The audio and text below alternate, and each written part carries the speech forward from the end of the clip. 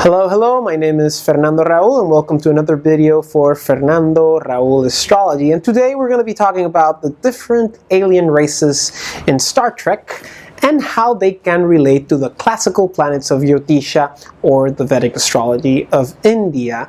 And let me say I'm a big Star Trek fan, and I wanted to make this video for a while now, and I'm finally making it. Just to let you know, other astrologers have already done some videos about Star Trek and astrology. I'm going to put them up here in the cards, specifically Carmina Amsa and Sam Jeppy, two great Vedic astrologers, so check those videos, because if you like Star Trek and you like astrology, you're going to like those videos.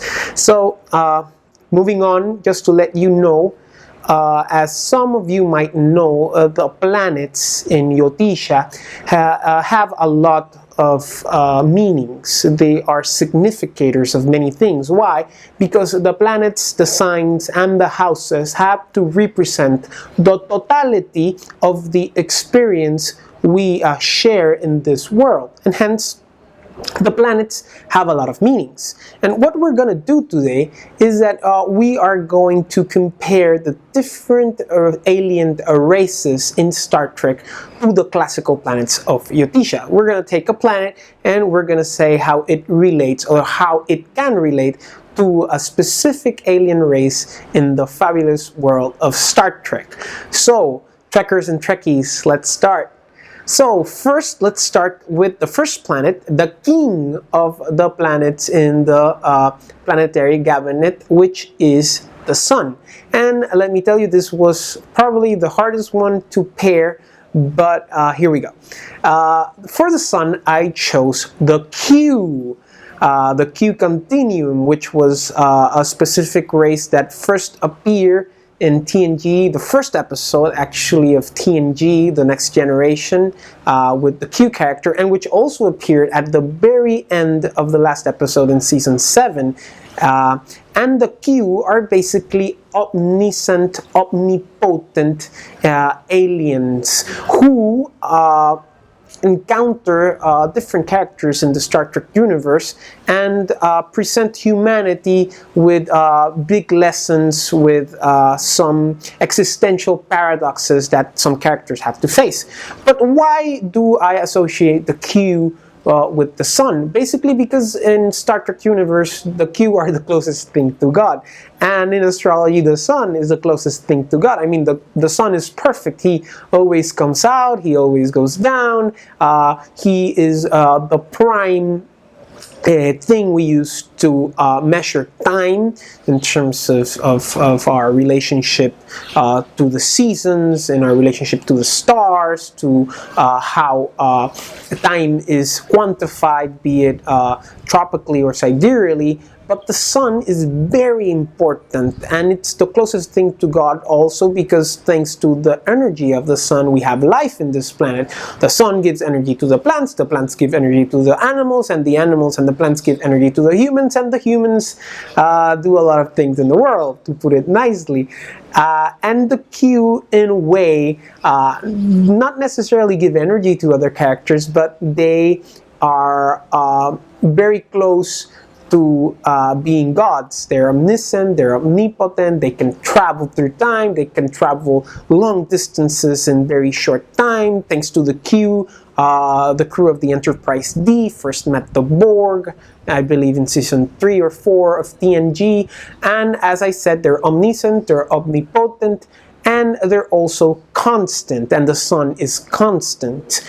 Although the Q are constant in creating trouble and problems for the characters in the Star Trek universe, but even though they are constant, just like the Sun.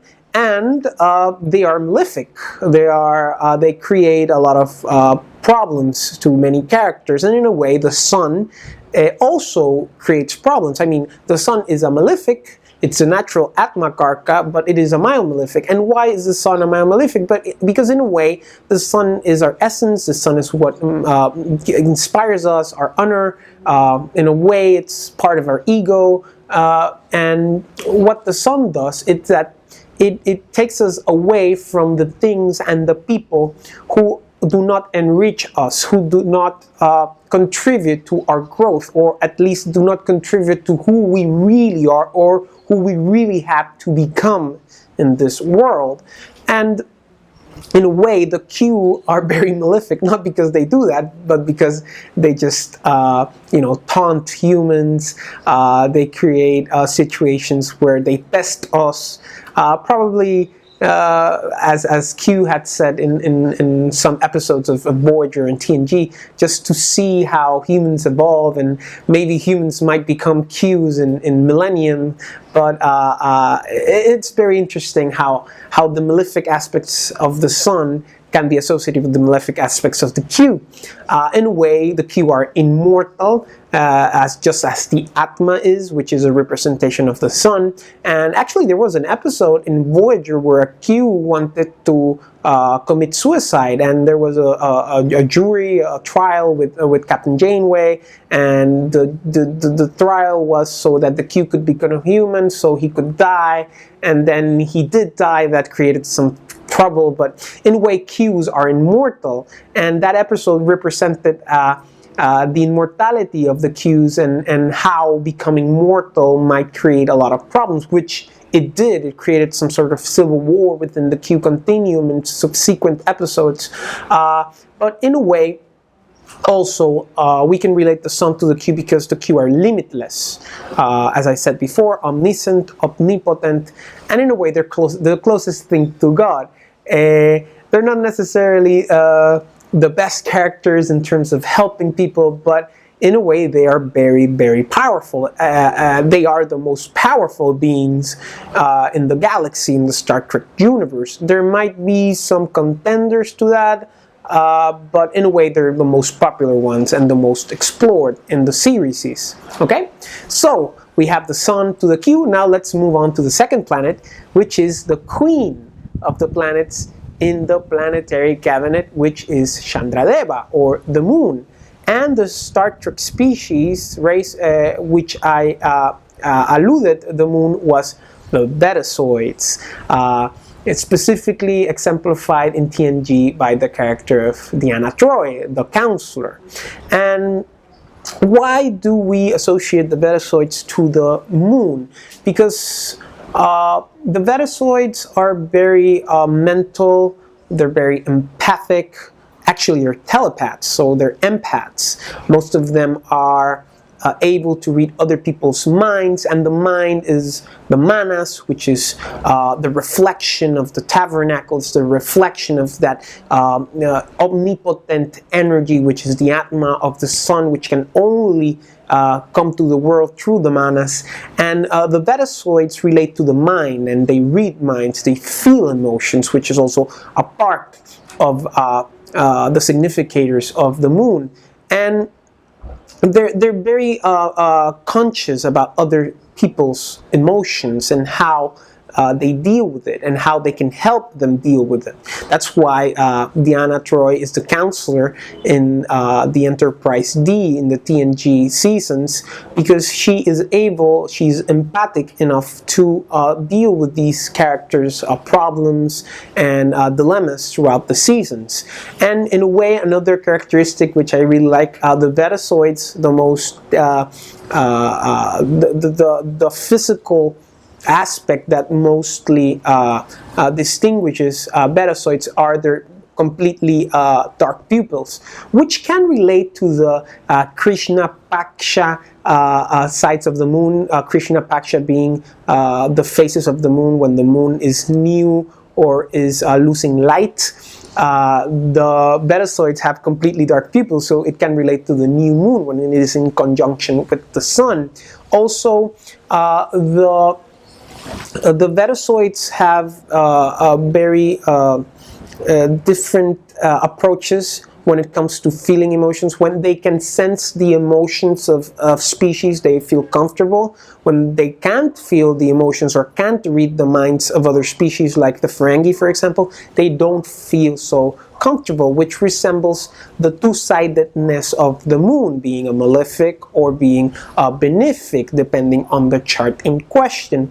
Also, They, in theory, we never see this specifically, but they're very sexually open. They like other people. They like being social, a social race, dealing with people, counseling people, and this resembles the moon. The moon in a chart has to always be accompanied by, remember, the moon is like a baby, and a baby without adults, without parents, does not survive in the wild, in difference to the other species of the animal realm, where some animals are just born and they can walk. The human baby does not have the tools necessary until he's like 5 years old to survive alone. And the moon is just like that. The moon needs the company of other planets, be it by conjunction, being by Qatari, Papa, not necessarily, but Shuba Qatari is always good. Being hemmed with benefics. Actually, when the moon has a mediocre dignity and is alone, has more difficulties than a moon that might have a bad dignity but has the help of other beneficent planets in terms of conjunction, be it a Gaia Kesari with Jupiter, or being hemmed by benefics. It has a lot more help than a mediocre dignity moon that is alone in a chart. And that's how we can relate to the betazoids. They like people, they like dealing with other people in that sense, and that relates to the moon. Also, we can see this by the idea that the moon generally is the mother, unless Mars is stronger than the moon in the chart. But the moon technically is the Shtira Karka generally for mother.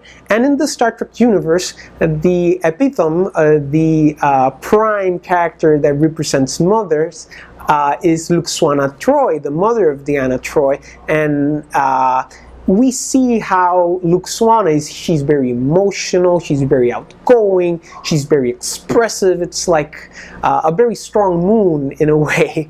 I don't like Luxwana Troy episodes. I don't know if you like them. I never like them, but she's a mother to Deanna, and in a way we can see the motherly attitudes of the moon through that character. Also, we can see the dynamic of the moon through two betazoid characters in the Star Trek universe, be it Deanna Troy in one hand and also Lon Southern in the other hand. If you do not know who Lon Southern is, then you are not as big of a Star Trek nerd as I am.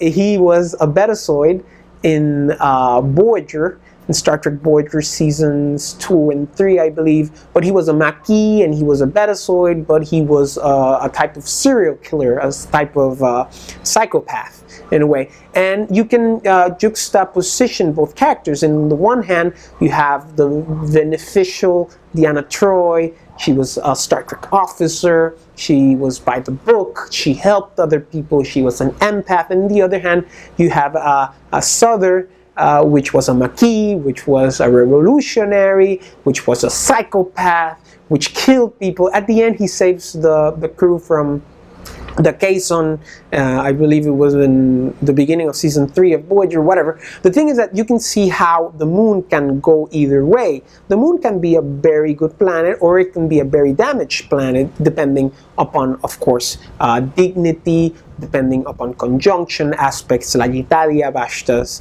if it's a growing moon or a dying moon, and so on and so forth.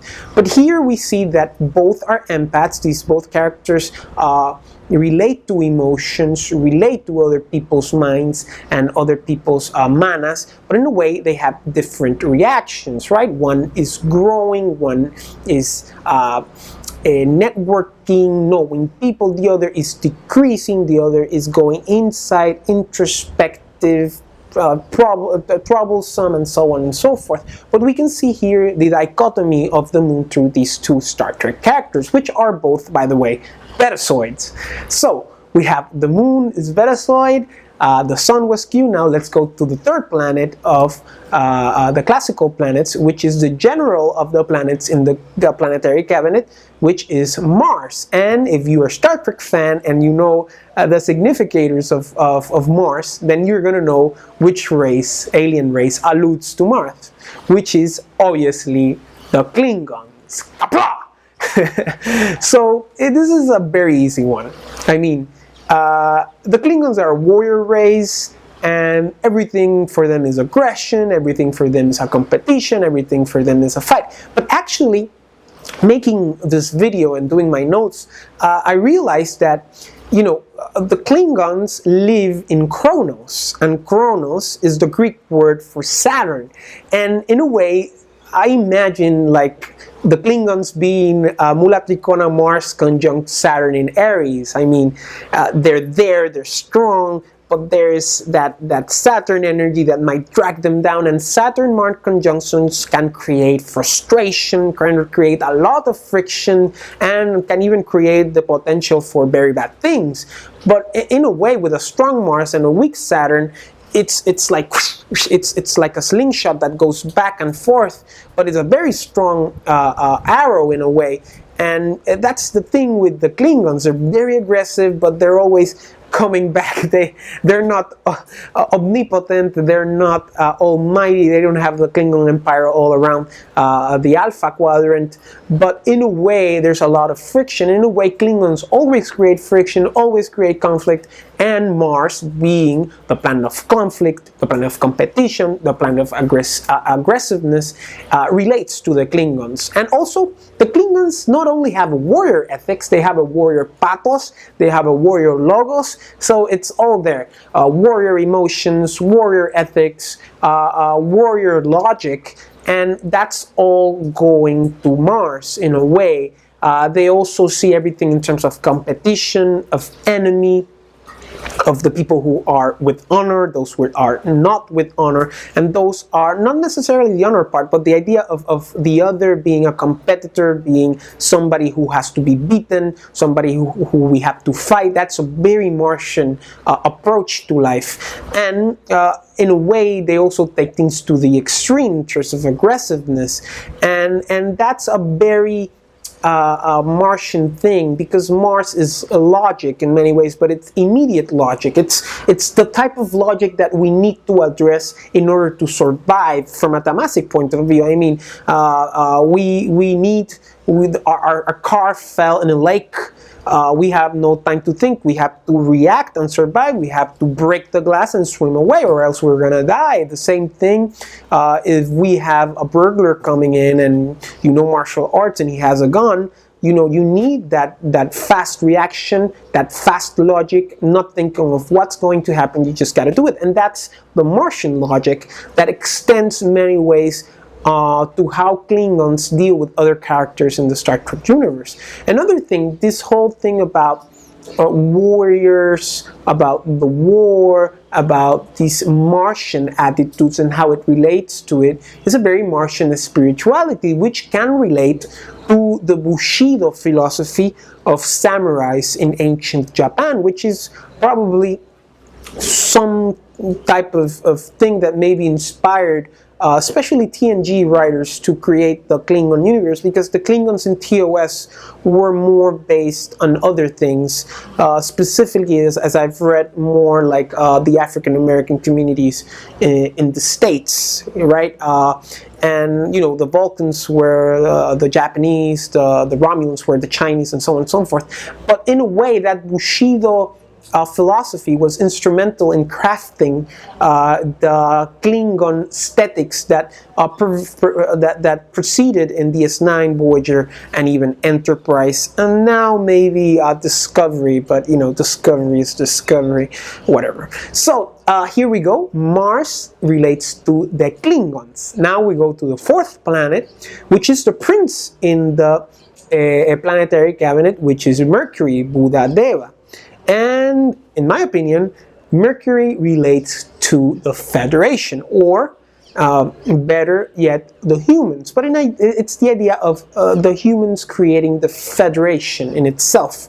Why? Because the Federation of planets in the Star Trek universe is an alliance of many, many different planets, of many, many different races that work together in unison. And in a way, they're polyvalent, just like Mercury is. They have many faces, they have many styles of life, and Mercury is basically that. Mercury is the chameleon of the planets. He's the actor. He is the great pretender in many ways, but in many ways also he's a very helpful planet, because being the great pretender, he can pretend to be something that we lack, or something that represents our Achilles heel. And that's why having a very strong Mercury, or at least a very well-shaped Mercury, can help us a lot in our material experience during this life. And as I said, Mercury is polyvalent, and in a way, if you see the different series in Star Trek, you're going to see that the Federation has done a lot of good things and has also done quite some bad things in many ways. They've done good things in the series. They help people, they hate planets, they fight injustice, they fight for the good guy, but at the same time they sometimes create bad things. Let's think about Section 31, for example. That is the Secret Service of the Federation, that has created some situations where they have to kill people, they create wars, and so on and so forth. We can also think about that episode in DS9 where Cisco kind of is forced to falsify some information to bring the Romulans into the alliance of the Klingons, the Federation, to fight the Dominion Wars, the Founders, and then Garak has to conspire and explode the Romulan general's vessel after he finds out it was fake, but it helped them create the alliance, whatever. The thing is that it's Mercury in a way of being polyvalent, of being good, being bad, remembering that Mercury is either a natural malefic or a natural malefic, depending on who he associates himself with in a chart. And in a way, the Federation was built, if you see Star Trek Enterprise, it was built as an alliance, but it evolved into a group of planets who wanted to work together in order to explore the unknown, to boldly go where no man has gone before. And in a way, this exploration is not necessarily because of spiritual pretenses. It's more of a scientific pretense, of a more logical, of a more knowledge a pretense more than a wisdom pretense, and that is basically a mercurial significator. The Federation explores in terms to achieve more scientific knowledge, and that's a very Mercury attitude, because they prefer intellect instead of aggressiveness, and it is something that has appeared in many episodes in the Star Trek universe, where they face a situation where their ships are built for science and exploration, but they need to fight, I don't know, the Romulans, the Klingons, the Cardassians, whoever, the Jem'Hadar, but that's the thing. The ships are built for exploration, for mercurial things, not for Martian things. And this is why Mars gets not necessarily debilitated, but has a negative dignity in Gemini and Virgo, because in Gemini and Virgo, Mars is forced to think a lot. The immediate logic of Mars is restricted by the long-term logic of Mercury. Is like, this guy here is gonna, he's a burglar, he's gonna take my money, he has a gun. Well, I'm not gonna fight him, because if I fight him, he's gonna kill me. You find out it's a fake gun. Oh, it's a fake gun. Too late. He's gone with your money. That's the thing. That's what happens in Mars with Virgo, Mars with Gemini. They think too much in terms of doing.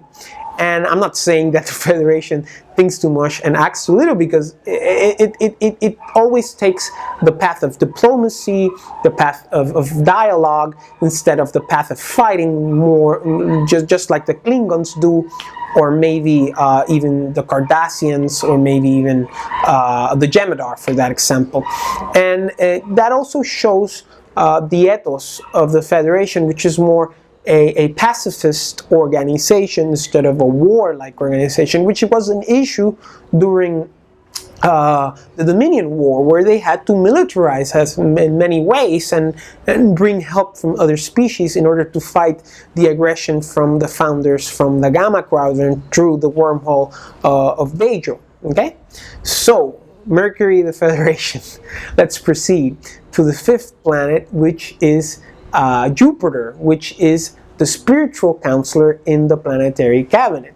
And Jupiter, in my opinion, relates to the Bajorans. And why? Because the Bajorans are basically the only religious race in the Star Trek universe. And this was a critique of TNG, that TNG was very godless, very atheistic. There wasn't any spiritual things in TNG, and DS9 trying to do something completely different. They brought on these Bajorans. Obviously, there was Ensign Ro in TNG in the final seasons. She never came back in DS9, which was a disappointment for me. But in DS9, you see the Bajorans, which are explicitly religious. They believe in God, which is obviously the prophets who live in the wormhole. They believe in a messiah, which is Cisco, the emissary. They have their books, which are the orbs. At the end of season 7 of DS9, we see books with Kai Wynn. And all these are significators of Jupiter. Religion, spirituality, organized religion, books in terms of being books of wisdom, of religion. Also, we see the orbs, which are these type of artifacts that are from the prophets from the wormhole that the Bajorans use. And all of these facets create their religion. But not only are the Bajorans a religious race, they are also inspired by justice, and they are revolutionaries. And many people often forget that although Jupiter is the planet of philosophy, the planet of money, the planet of luck, of spirituality, of optimism, also Jupiter is the planet of war. Specifically through the sign of Sagittarius, of Danus Rashi. Why? Because it is through Sagittarius that people fight wars. It is a fiery sign, it is a dharmic sign, and it is the thing that what will drive a person to kill another person is what they think is the real thing, or what will drive a person to drive other people to kill other people is the spiritual force, that spiritual essence that makes you think that you're right and the other person is wrong. Well, the Bajorans do that in the Star Trek universe to the invaders, which are the Kardashians, which occupied Bajor for over 80 years, and they fought them through Revolutionary War. And this is exemplified by Kira Nerys. Kira is both a revolutionary and a very spiritual revolutionary in many ways. She has a lot of Jupiterian energy in that character, and we see her being a very aggressive female, but at the same time a spiritual female who does what she does because she believes in something higher. She has faith, and she's always optimistic in situations, although she has had a very, very difficult life. And also another thing, Bajorans have religious representatives. They're called Vedics, which is a very ironic term, because Vedic being with K, being related to the Vedic thought in Vedic Vedanta, right? And there we go. The Bajorans are Jupiter in many ways. So let's move on to the sixth planet, which is Venus, which is the mundane counselor in the planetary cabinet. So Venus is a tricky one, and I'm not expecting a lot of people to recognize this race, because they appeared in TOS, they appeared in Enterprise, and they appeared in Discovery, and they appeared in the J.J. Abrams movies, but they didn't much appear in TNG or DS9 or Voyager. And I relate Venus to the Orions, okay? They did appear in DS9, but they weren't green there, they were like humans or whatever. But I relate Venus to the Orions. Why? Because the Orions, in their original conception, were a sexual race, where seduction played a very important role. The Orions were these beautiful green-skinned women that used seduction to accomplish whatever they wanted. And they were a sexually matriarchal society. They were more aphrodisiac than Demeter-wise, being Aphrodite being the god of love and Demeter being the god of motherhood, which are the two types of femininity going on. They were more aphrodisiac. They used sexuality in their favor, and they also were matriarchal societies, because in the Orion societies, as expounded in Star Trek Enterprise Season 4, they controlled the men. Although from the outside you thought men controlled the women, but the women controlled the men. So it was a female-dominated society. And Venus is Karka for sexuality, for women, for seduction, and also for womanhood in many ways. And the Orions used seduction to accomplish things through corruption, and that's what they did in the Star Trek universe. The Orion Syndicate in the different series is associated with crime, is associated with vile things in the intergalactic society, that is. And Venus many times is associated with, dark things in the underground and the criminal world, because she's associated with sex. She's also associated with seduction, with pleasures, with luxury, which is things that crime wants to accumulate in many ways. And also another thing is that they did a seduction through counsel. The women would seduce the men, and in private, through counsel, they would contaminate them. They would stain their minds with doubt, with negative energies, and that's what Venus does in the planetary cabinet. She is a counselor. And you see, although Venus is a natural benefic, sometimes the power of Venus can draw us to very negative things, and that's what happened through the Orion women, specifically through their sexual gifts and their seduction. And also another thing to finalize here, the Orion women were green-skinned and had curly hair. And in Brihadarashara Shastra, in the descriptions, he says that Venus has curly hair. So there you go. Curly hair being a significator of Venus being ornamented, which is also a significator of Venus. So let's proceed to the seventh planet, which is Shanideva, Saturn. And Saturn is the servant in the planetary cabinet. And in this video, I associate Saturn to the Vulcans. So here we go, Vulcans. Why is Shanideva associated with the Vulcans? Well, in many ways, the Vulcans have no emotion. They are ruled by logic, okay? And in a way, they are very cold. They feel no emotion. And we see these things, these attributes through the three main Vulcan characters in the Star Trek universe, which are Spock, Tuvok, and T'Pol. They are emotionless because they are like that, and many of the conflicts in the different series arise from this idea that they are controlled, they are limited, and that's what Vulcans are. They live in a limited way. They have a limiting way of living. They have a strict diet. They try not to eat meat. They try not to eat things with a lot of spices. They do not encourage emotions.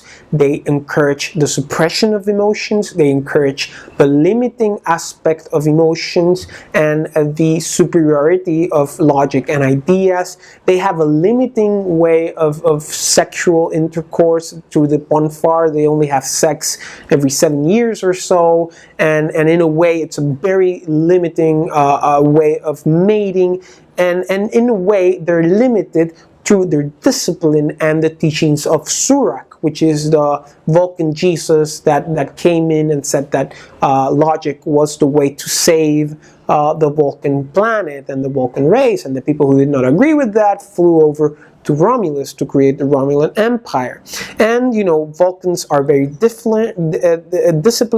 They rule their life by intellectual topics, intellectual pretenses. I'm sorry, ideas, and ideas are related to air in many ways. And Saturn rules the Panchamahabhuta of air.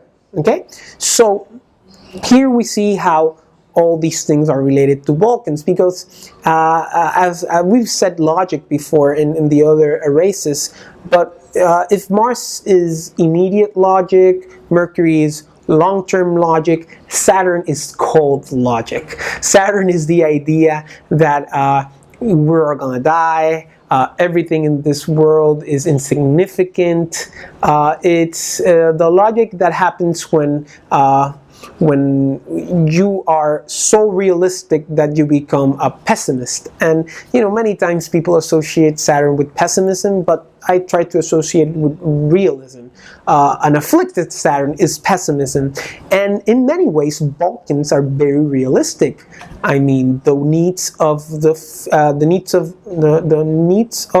many outweigh the needs of the few, which is a very cliche word, and in a way they're very logic. It means if I can save 100 people, I'm going to sacrifice myself, just like Spock did in the second movie, Wrath of Khan. And we also see that a lot with the Tuvok character in Voyager, with his relationship to Neelix, which was the contrary. He was very emotional, and we see how this cold logic is very limiting in many ways, which is something that Data said in an episode where he met Spock. So and also we see the difficulty of Saturn through the Vulcans, especially through the mind melts. When Vulcans do mind melts in many episodes and in the movies, it's a very traumatic experience. It's very intense, just like the teachings of Shani Deva are. But the results, the bounty that one gets from these experiences are very enriching. They're very important to the growth of one, just like the results after a mind melt. And one last thing, as I'm aware of, the Vulcans are probably the only race in the Star Trek universe who promote meditation, who promote some type of yoga practice in many ways. And this is also related to Saturn, be Saturn related to Shiva, which is the Lord of Yogis in many ways, and meditation. So there you go. The Vulcans relate to Saturn, Shani Deva. Now we move to the nodes, and you're gonna see the ones I picked. First of all, we have Rahu, the north node of the moon, also known as the head of the dragon. And the species I chose to represent Rahu from the Star Trek universe are the Kardashians. And I'm not referring to the girls that have the reality show on TV. I'm referring to the original Kardashians, which are the invaders of Bajor. And let's see why. Okay? First of all, the Cardassians, as they are presented in DS9, are invaders, and Rahu in the caste system is a Mlecha. And a Mlecha is basically an invader, probably relating to the Muslim invaders of India, which caused a lot of deaths and a lot of problems. And I mean, if you want to read very violent things, read the accounts of the Indians and how they relate how the Muslims invaded India. It's very bloody and it's very bad. And the Cardassians did the same things to the Bajorans. So in a way, they're Mlechas, they're invaders. And not only invaders, they're xenophobic. They believe they're better, they believe they're superior to the Bajorans and other races, but at the end, they're not that superior, just like Rahu is. Rahu thinks he's a lot of things, but he's not necessarily those things. He only thinks he is, okay? Also, Cardassians are reptile. They're cold-blooded reptile race in many ways. There are other reptile races in the Star Trek universe. We have the Saurians, we have even the Jem'Hadar, but they're cold-blooded, just like Rahu is. Remember, Rahu is the head of the dragon, or the head of the snake in many ways. He's the head of Svarbhanu, which was an asura. And this relates to the snake qualities of Rahu, of the Nagas also. The Cardassians have a big appetite, and they're big in vanity, and Rahu can be that. Vanity, appetites, pride are very elusive. They're very they're illusions, and in many ways Rahu is an illusion, because Rahu in the end is false. Rahu amplifies and exteriorizes, okay? And in a way, vanity, pride, that's what it does. At the end, it results being very false, and that's what Rahu is. In a way, also, they're called the spoonheads in DS9, because they have a spoon. Also in Voyager they mentioned them, and that refers also to the head of the dragon, in my opinion. Also, the Cardassians are very suspicious, very secretive, and they have no honor, just like Svarbhanu had no honor, had no decency when he got in line for to drink the Amrita and become immortal from Mohini Avatara, which was the Avatara that Vishnu chose to spread the elixir of life to the other devas, and the moon and the sun said he was an asura. And you know, you can look for the Vedic myth. It's very interesting, but in a way that's what Rahu is. And also the Cardassians, during the whole course of the DS9, they always think they're big, they're a superior civilization, they're the best aliens in the Alpha Quadrant, but in the end they always fail. They always fail, and it's not until the very, very, very last end of DS9, at the very, very, very last end of the Dominion War, where they turn around and they ally themselves with the Federation, and they fight the Brim, they fight the Founders, and they become, you know, vindicated in many ways. But they had to lose their planet, they lost millions of people, they lost their fleet, they lost their military power. But in a way that resembles what Rahu is. Rahu thinks he's something he's not, because the person, or at least Rahu, has not gotten sufficient experience to know what's going on in that area, in that house, in that sign where it is located in the chart. And also, another way we can see Rahu through the Cardassians is through the character of Gul Dukat, which, by the way, Gul Dukat did nothing wrong. Inside joke for everyone there. Okay, so Gul Dukat in many ways exemplifies Rahu, because he's all these things we've mentioned. He's the epitome of what a Cardassian is. He's proud, he's arrogant, he thinks he's the best, but in the end he fails, he goes crazy. And also at the end of DS9, he resorts to the help of the Parates, which are spirits, which are demons, which also relate to Rahu in many ways, and how Rahu can deviate us from the true path, and how Rahu can create these urges towards things that can become toxic, things that are venomous to us, be it concrete or spiritual.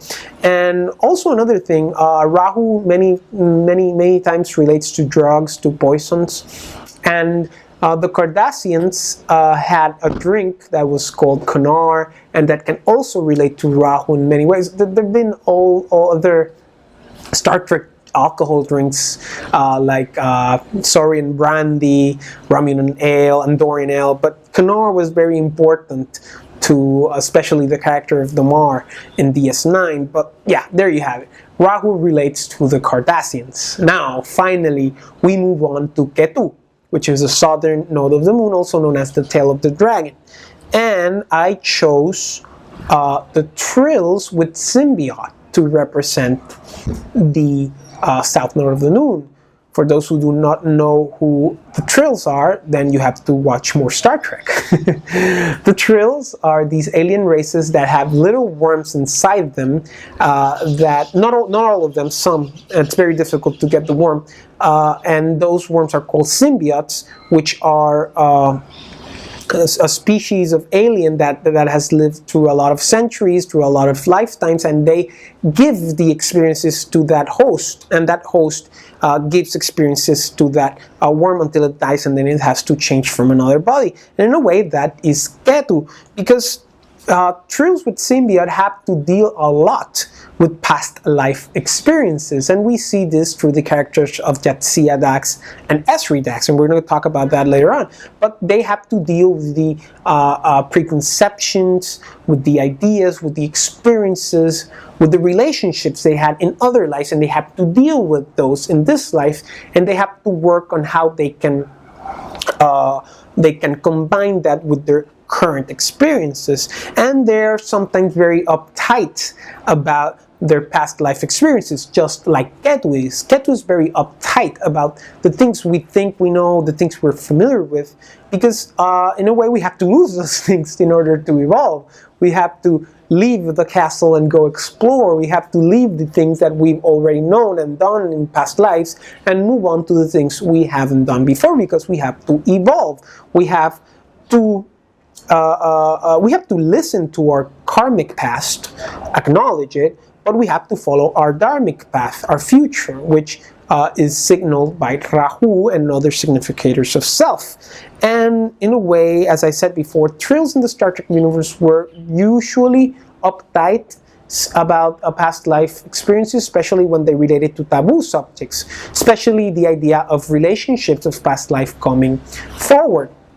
And we see that in two instances, one in an episode where Jyotish met another host that had a worm that they were husband and wife in past lives, and then they met and they kind of tried to engage in the relationship, and they had a girl-girl kiss, which was very beautiful, and then it didn't work out. And we also see that with the juxtaposition of the Jyotish Dax character and the Esri Dax character, and how Esri had to deal with the idea of Worf, which had been the husband of Jyotish, and had to deal with Dr. Bashir and that love triangle, and how she had to deal with all these things from past lives that she has to somehow mend in this current life. And in a way, that's what KETU does. We have to bridge the idea of experience and learning, and we have to fuse them together any way we can, so we can proceed and be balanced human beings. And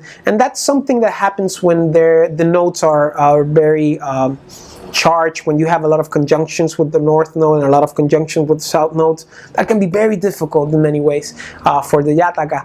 And trills with symbiote have to deal with these things of past life.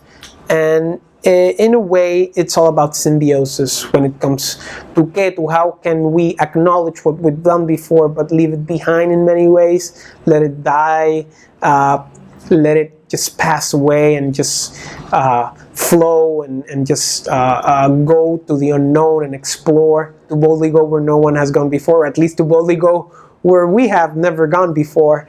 And that's where RAHU comes in. And RAHU, we have to do the same thing. We have to be cautious. We have to be aware that, baby steps are always the safe way to go.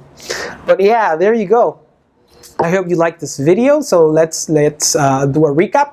The sun is Q, the moon are Betazoids, Mars are Klingons, Mercury is the Federation, humans, sorry, Jupiter are the Bajorans, Venus are the Orions, Saturn are the Vulcans, Rahu are Cardassians, and KETU are trills with symbiotes inside of them. So I hope you liked my video. I hope you like Star Trek. If you want to know more about astrology, just look up my channel, Fernando Raul Astrology. New videos every Monday and Thursday, although they're in Spanish the majority of the time. I'm making more English videos as I go on. And thank you. And, live long and prosper, and kapla!